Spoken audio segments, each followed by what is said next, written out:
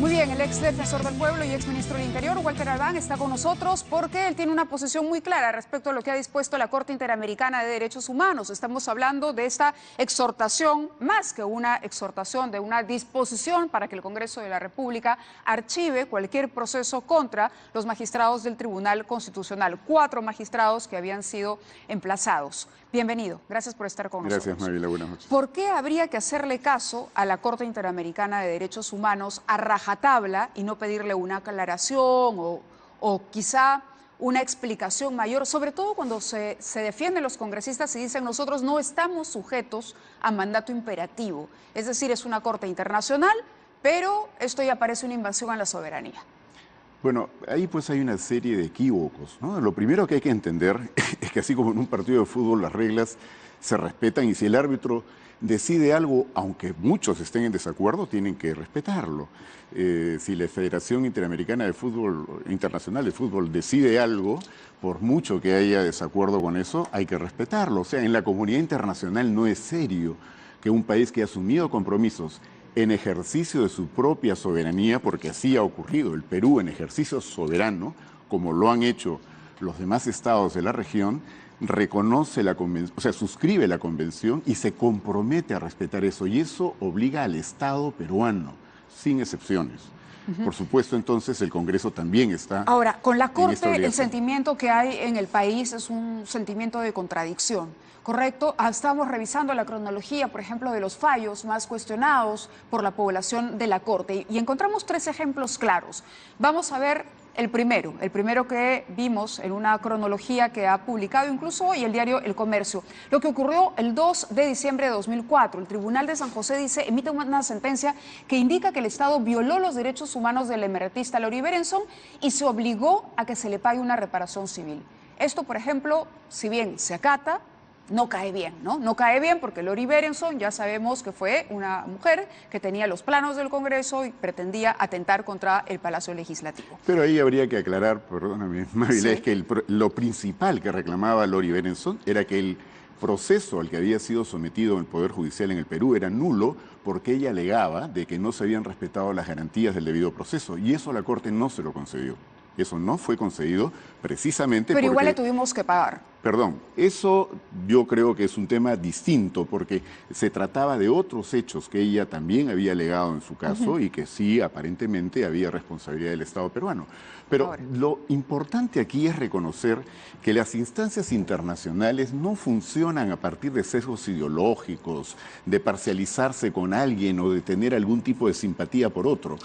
Los tribunales internacionales son compuestos por personas que tienen carácter de independientes y que son además calificados para ejercer esta función. Los eligen los propios estados, o sea, los 7 miembros de la Corte Interamericana han sido elegidos por los estados de la Organización de Estados Americanos que suscriben la Convención Interamericana. En consecuencia, los estados evalúan la currícula, evalúan la trayectoria. Solo cuando hay convicción de que esa persona reúne las condiciones, se les elige.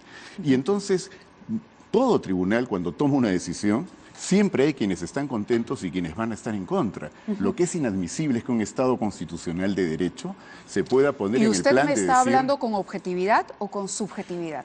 Yo soy abogado del magistrado Eloy Espinosa Saldaña, ¿no es cierto? Entonces, obviamente, tengo una posición tomada. Subjetiva. Pero acá ya es... Esto está más allá del caso que motivó el patrocinio que yo hago del magistrado Eloy Espinosa Saldaña. A quien se ha pedido inhabilitar por 10 años Así en el Congreso. Es de una cosa, podríamos hablar de eso, pero nos desviaría un poco del tema, porque acá lo que está en cuestión es que si lo que ha resuelto la Corte se debe cumplir o no. O no se debe cumplir. No nos podemos colocar en la situación de Nicaragua de Ortega, de Ecuador de la época de Correa, o la que tiene ahora Venezuela con Maduro y antes con Chávez. O sea, a eso queremos que nos lleven en el Perú. Cuando en algún momento se intentó desconocer la competencia de la Corte Interamericana, el propio gobierno de Alberto Fujimori, el gobierno corrupto y autoritario de Alberto Fujimori, ¿qué fue lo que hizo? Trató de llevar adelante un procedimiento para desconocer la competencia jurisdiccional de la Corte. Pero luego, no se atrevió. Luego se volvió a reconocer esta, es decir, con el cambio de gobierno regresamos a su objetivo porque lo que trataron de hacer no tenía validez jurídica. A la competencia de la Corte. Exacto, pero ¿qué ha hecho, por ejemplo, qué hizo Chávez? Chávez lo que hizo fue denunciar la convención, porque no estaba contento ni con la Comisión ni con la Corte Interamericana, retiró al pueblo venezolano entonces de la competencia de esa convención y miremos qué está pasando en Venezuela ahora. Permítame un segundo, que tenemos en la línea al doctor César Azabache, quien ha escrito un artículo respecto justamente a esta decisión de la Corte Interamericana. Doctor Azabache, buenas noches. Mávila, ¿cómo estás? Walter, ¿qué tal? Sí, ¿por qué la Corte se estaría excediendo, doctor Azabache? Yo entiendo que usted es de la posición de que hay que acatar el fallo, pero que aquí también podemos hacer algunas observaciones sobre esta decisión que evidentemente es compleja y controversial. Vale.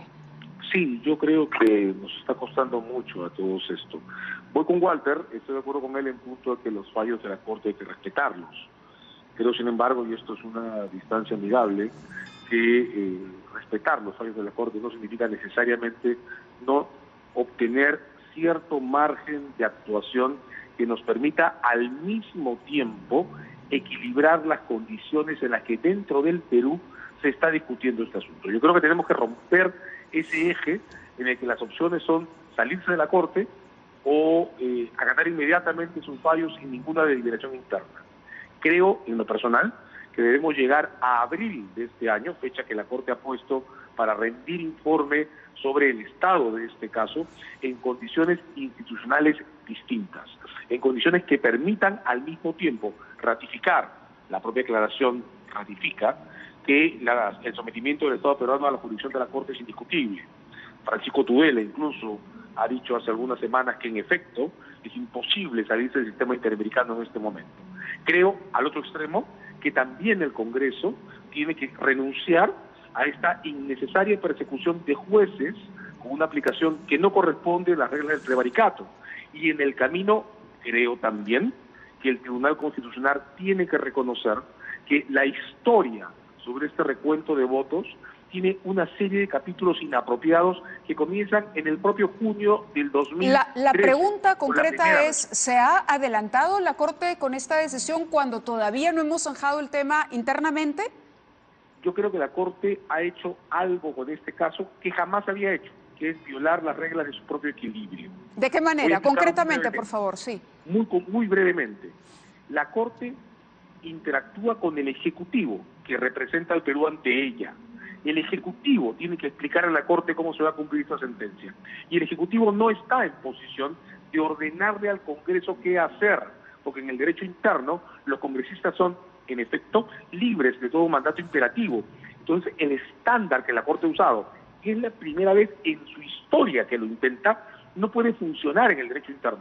Correcto. Es arriesgar demasiado la legitimidad de la Corte. Correcto, doctora Azabache. Gracias por su participación. Walter Albán, para la respuesta. Bueno, yo coincido con el doctor Azabache en que toda resolución judicial es criticable, pero coincido sobre todo en el hecho de que no se puede desconocer el fallo de una Corte Internacional. Por Dios, no estamos en una republiqueta, no estamos en un país en el cual la Constitución y las reglas que rigen los convenios internacionales se toman como una caricatura de algo que uno puede tomar o dejar de acuerdo a los gustos que podamos tener. Aquí no está en discusión, por eso repito, ¿qué fue lo que originó esta decisión por parte de la Corte Interamericana? Lo que ocurre es que ya es una resolución de la Corte. Imaginémonos qué hubiera ocurrido si Chile entonces dice no me gustó el fallo de la Corte Internacional de La Haya y no cumplo. No, son varios los fallos que no nos han gustado pero de lo que de la se Corte, trata, ¿no? Yo por eso digo, yo mencionaba el caso Berenson, pero hay otros. Por eso, ¿no? Y hay otros que nos han gustado mucho. Hay otros que nos han gustado y hay otros que no, pero hay otros lo que de tenemos verdad los peruanos es el inexplicables. artículo 205 de la Constitución que nos da la posibilidad de llegar al sistema,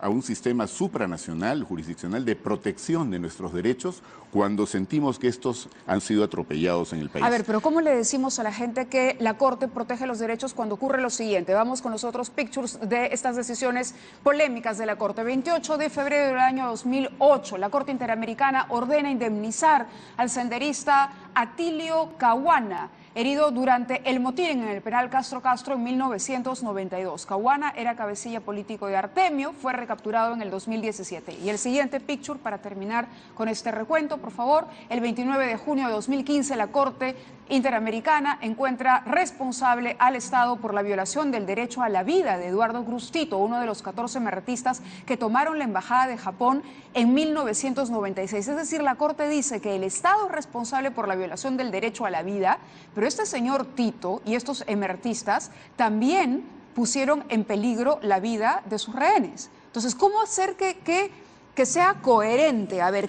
bueno, una porque cosa si yo hago una selección, ¿no es cierto?, de aquellos aspectos que son mucho más difíciles de digerir, de entender, para decir que esa es la performance de la Corte. No hay un tinte político, ayer decía algo así Francisco Ninguno, Tudela. al contrario. No hay un tinte político de esta Corte, no digo de la Corte per se, sino de un magistrado de la Corte estos Interamericano ha tenido siempre, digamos, reparos en tener que resolver de esa manera, pero eso ya depende de qué hechos son los que son puestos a su conocimiento. Ahora, y cuál fue la defensa que ejerció el Yo Estado le hacía peruano la pregunta en ese si sentido. usted es objetivo o subjetivo, porque por un lado entiendo que ha sido o que es el abogado todavía de uno de los magistrados del Tribunal Constitucional, pero también porque usted fue el que demanda en el caso del Frontón. Y el caso Frontón parece ser la mamá, es decir, la madre del cordero de toda esta cadena. ¿Por qué? Porque aquí lo que hay, permítame terminar, es un cuestionamiento sobre la decisión del TC. ¿Es el Frontón de lesa humanidad o no es de lesa humanidad? Esa es la sentencia que está en cuestión, que estos magistrados reinterpretaron, para ponerlo así, ¿no? Primero no era lesa humanidad y luego dijeron que era lesa humanidad, por lo tanto la lesa humanidad no prescribe. Entonces le digo, acá no hay un tema político de fondo detrás de esto. No, Mávila, lo que hay son principios, y los principios uno trata de mantenerlos, salvo que haya una razón muy poderosa para tener que contradecirse, pero no es mi caso, por suerte. ¿Usted está de acuerdo en que el caso del Frontón prescriba o no prescriba? El caso del Frontón del que estamos hablando ahora es el caso de Durán Ugarte, donde yo no tuve ninguna participación. Nada. El caso al que usted hace referencia ahora es del año 86, donde yo no demandé al Estado peruano ante la Corte Interamericana, sino un pedido de habeas corpus, porque se acercaron, yo trabajaba en la Comisión Episcopal de Acción Social en esa época, era parte de un equipo de abogados, y se acercaron un grupo de familiares porque habían bombardeado el Frontón, decían no habían sobrevivientes, no se daba mayor información a las personas, se declaró estado estado de emergencia, pero también zona restringida, militar restringida. ¿Usted lo considera un caso de lesa humanidad? No permitieron.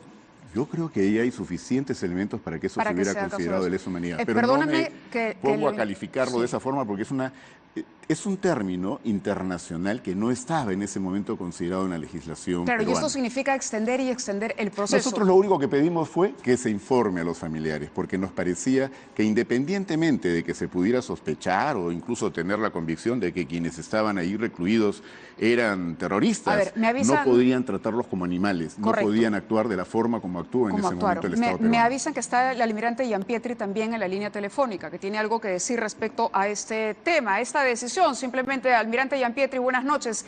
Para ¿usted cómo toma que estuvo involucrado evidentemente en el caso del Frontón y que conoce los hechos y que conoce lo que ha pasado después con el Tribunal Constitucional? ¿Cuál es su opinión o qué podría decirnos en este debate sobre la decisión de la Corte Interamericana de Derechos Humanos? Para el tiempo que me queda, Mávila, creo que no es mucho lo que pueda decir. El doctor Walter Albán Peralta es un viejo conocido de la Marina y se ha dedicado toda su vida a acusar a la institución. Él firma el documento junto con Marcial Rubio, el actual rector de la universidad, con el padre MacGregor, con Alaisa Grunding, con el señor Burneo y con otras personas más, que es el principio del juicio en la Corte Interamericana. O sea, que no le quite el cuerpo al tema. Sea usted valiente y ponga la cara y no me venga usted a decir que usted no tuvo nada que ver en el tema. Sí tuvo que ver.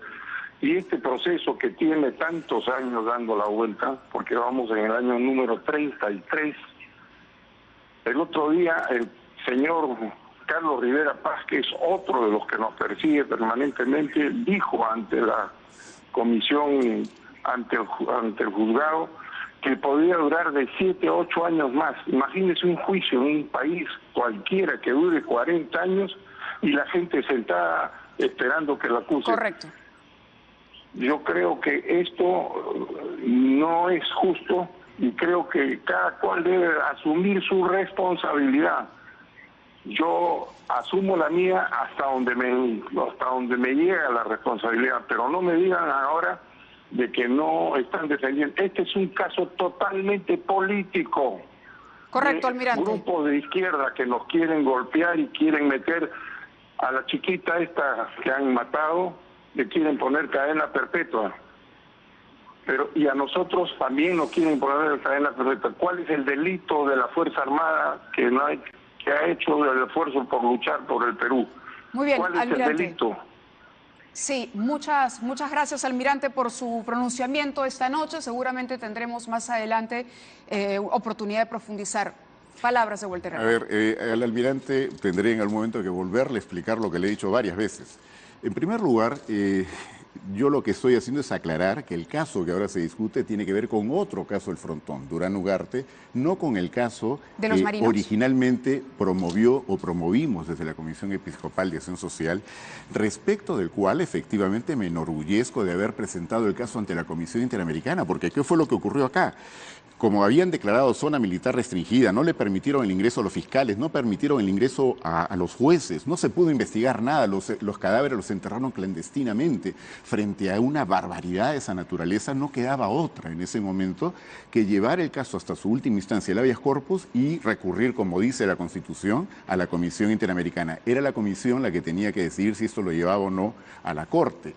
En su análisis legal, y sí, habiendo sido parte activa del caso del Frontón, por eso le digo, pero su opinión sobre lo que ha Frontón ocurrido hoy o lo que ha ocurrido ayer, que se ha conocido la noticia, ¿es objetiva o usted reconoce que hay una lectura subjetiva sobre esto?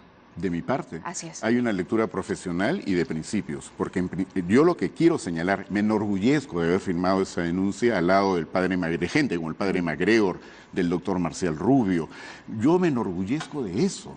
Y lo único que estoy tratando de clarificar aquí es que no puedo, digamos, ganarme con avemarías ajenas el cielo, porque el caso Durán Ugarte no lo llevé yo, no fui abogado en ese caso, lo hubiera podido ser sin ningún problema, ciertamente, pero además, porque ese es un caso de las víctimas, pues, son las víctimas las realmente interesadas y las que han llevado adelante. ¿Por qué dura 30 años? Porque acá ha habido una mano política en el país, más bien, y en eso debería estar claro el almirante Gianpietri, él que ha sido vicepresidente, el señor Alan García, y preguntémonos por qué, cuál fue el mérito político del señor Gianpietri para llegar a ser vicepresidente del Perú, ¿no es cierto? ¿Cuál fue? Haber participado en el caso del Frontón. Y eso, evidentemente, ha sido una decisión llevada en varios momentos para impedir que se haga un juicio. Correcto. ¿Qué es lo que ha hecho la Corte Interamericana? Lo que ha ordenado es que haya un juicio. Que haya un juicio y que se identifique si hubo o no responsabilidades. Todos estamos de acuerdo. ¿Podríamos debatir con el almirante Gianpietri aquí en los estudios?